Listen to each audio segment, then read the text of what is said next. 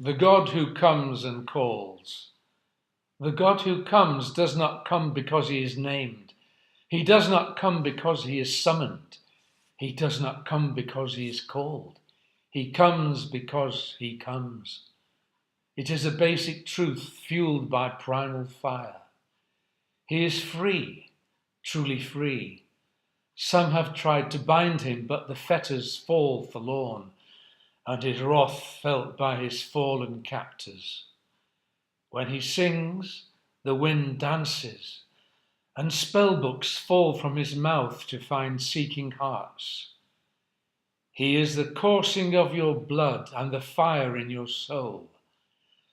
When you weep, he is the primal scream. When you laugh, he is the rapture of raw elation. His dance is the dance of life and death, and we all know its steps. We dance to it every day, even if we are unaware that we do. For those who do call him his names, and they are often horned and goat-footed, but countless are his forms, though common are his ways. And he speaks storms and weeps rivers. Animals call him ceaselessly.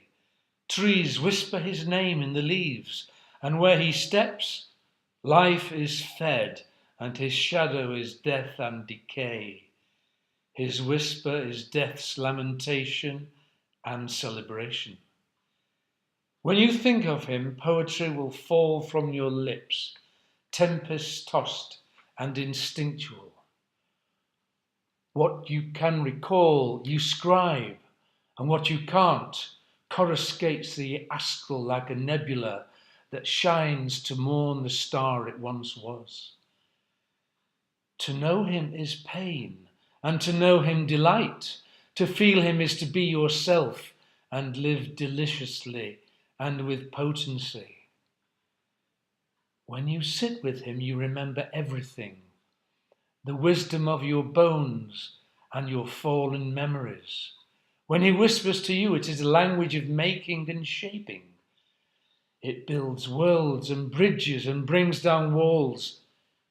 It is the source language. It reminds you of that dream you have had since childhood, always on the edge of your memory, haunting you like a whispering ghost. It feels like a nursery rhyme you've always known, but hear differently now. It is words on the edge of your memory you have forgotten to speak and will become the utterance of your spells. His heart, the forge of your spell speech. It is the language of magic. The language of magic can be heard between whispered secrets and in the breeze that stirs the leaves. It can be felt in the stillness that exists before the breath becomes the word. It can be heard in notes of liturgy and in the crude swearing of the dying clutching for life. It is the speech of truth, flying directionless from the Tower of Babel. It exists as a fleeting shadow and pale reflection in all the world's languages, and yet it can be spoken in all of them. In the art of understanding this, you are witch, you are mage.